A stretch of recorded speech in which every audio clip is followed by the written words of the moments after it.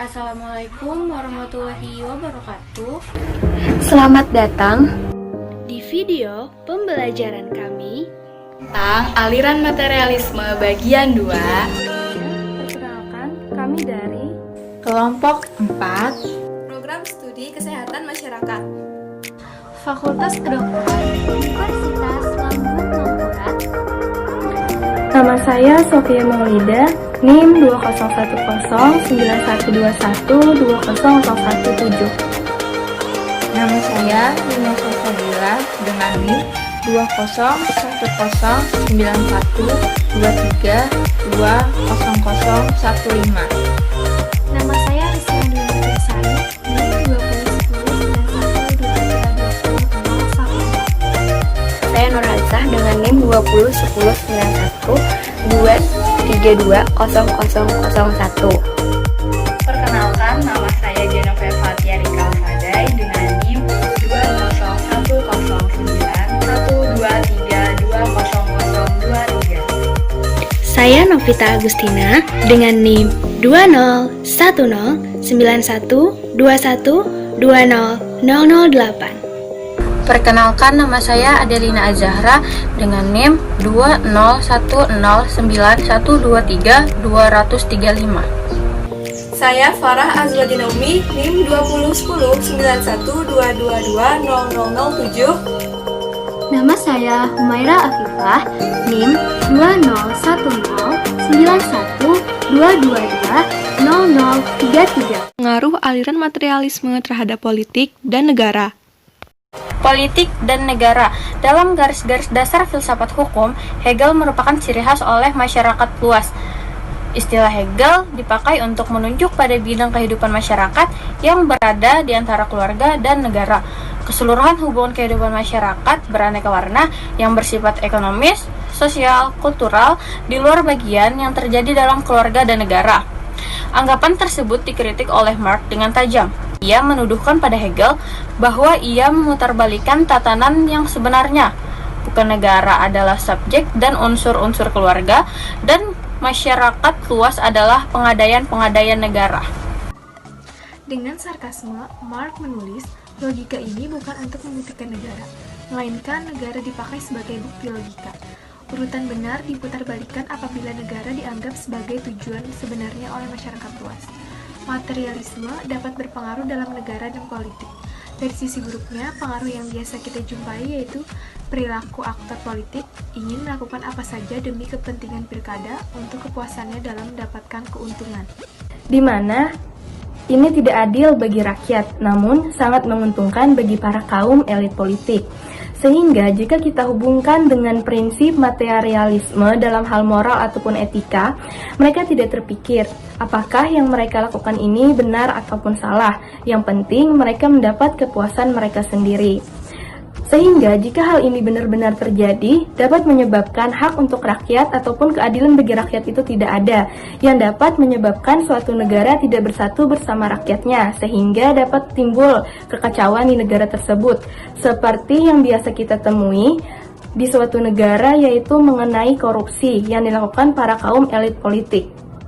Pengaruh aliran materialisme terhadap ekonomi dan tata sosial. Selama manusia hidup di dunia ini dan berinteraksi dalam lingkungan sosial, maka selama itu mereka akan membutuhkan materi. Materi dapat berupa makanan, minuman, pakaian, tempat tinggal, dan lain-lain. Oleh sebab itu, perekonomian di dunia ini semakin berkembang untuk memenuhi kebutuhan manusia. Secara tidak langsung, materialisme pun tidak lepas dari sistem sosial dan ekonomi. Materialisme erat kaitannya dengan konsumerisme, yaitu perilaku konsumtif atau membeli barang-barang demi kesenangan semata. Di sini, materialisme pun berdampak buruk dengan menimbulkan persoalan ekonomi dan lingkungan. Karena meningkatnya dorongan mengonsumsi, maka dapat meningkatkan peningkatan produksi, yang mana hal tersebut dapat menyebabkan meningkatnya eksploitasi sumber daya. Materialisme dapat ditandai dengan gaya hidup yang bermewah-mewahan dan berlebih-lebihan. Seseorang dengan materialisme yang tinggi cenderung lebih memilih barang yang bermerek untuk meningkatkan status sosial dan ekonominya. Sehingga materialisme dapat mengembangkan sikap konsumerisme. Produksi yang merupakan landasan dari kehidupan suatu masyarakat berjalan sesuai materialistik, tidak statis, terus berkembang karena meningkatnya konsumen yang materialistis. Meningkatkan kualitas suatu produk merupakan salah satu strategi perusahaan dalam menarik perhatian para konsumen. Dimensi persepsi nilai terdiri dari 4 aspek utama, yaitu yang pertama emotional value, yaitu utilitas yang berasal dari perasaan atau emosi positif yang ditimbulkan dari produk. Yang kedua social value, yaitu utilitas yang didapatkan dari kemampuan produk untuk meningkatkan konsep diri sesuai konsumen.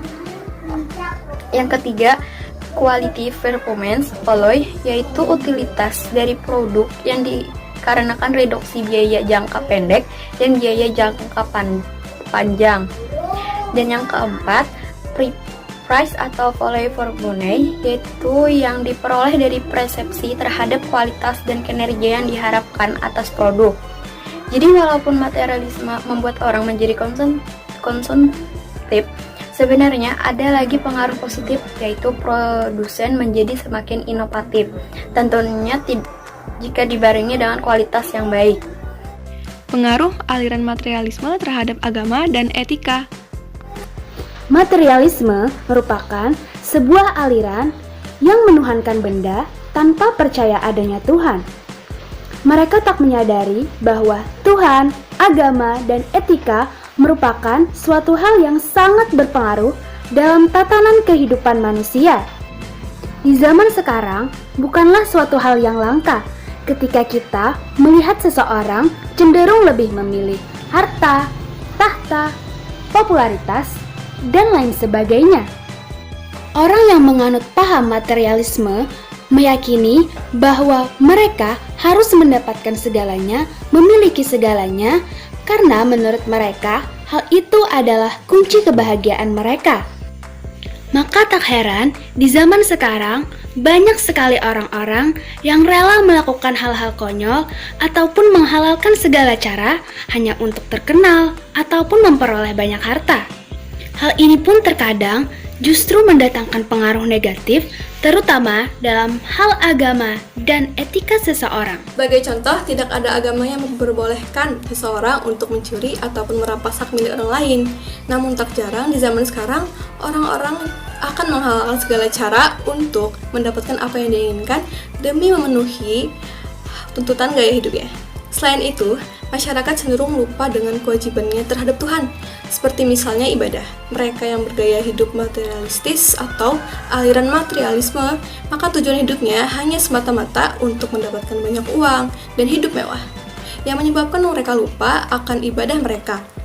Orang-orang yang menganut aliran materialisme ini berpikir bahwa segala sesuatu bersumber dari materi dan mereka pun tidak percaya dengan adanya alam gaib, termasuk tidak percaya dengan adanya kehidupan abadi setelah seseorang meninggal dunia. Materialisme juga memiliki konsep bahwa memposisikan ilmu sebagai pengganti agama dalam peletakan hukum.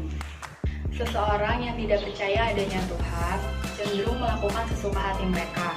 Mereka tidak memiliki pegangan terhadap siapa mereka berserah dan untuk siapa mereka berbuat baik. Tidak adanya agama akan berkaitan dengan etika, karena di dalam etika kita diajarkan untuk berbuat baik dan berakhlak yang baik, saling menolong, peduli terhadap sesama, saling memaafkan, dan saling menghormati. Orang memiliki kewajiban untuk beretika yang baik, bukan berarti orang yang tidak percaya adanya Tuhan selalu buruk. Faktanya, orang yang beragama pun melakukan berbagai macam kesalahan kode etik. Di bidang kesehatan, tentu saja sikap materialisme ini membawa banyak manfaat. Hal ini bisa dilihat dari semakin majunya teknologi dalam bidang kesehatan yang mempermudah kita untuk mendeteksi, memprediksi, maupun mengobati berbagai macam penyakit. Hal ini tentu tidak akan bisa dilepaskan dari orang-orang yang haus akan ilmu. Orang-orang yang materialis akan gencar mengejar kesuksesan dan kepuasan intelektual. Namun, jika yang dikejar adalah materi atau hanya fokus pada kenikmatan duniawi saja, maka bisa saja menjadi negatif seperti ketika orang-orang berkuasa di bidang kesehatan melakukan penipuan atau korupsi. Contohnya, pemalsuan data pasien di rumah sakit demi anggaran pemerintah atau korupsi alat-alat kesehatan. Sekian video pembelajaran dari kami. Terima kasih telah menonton.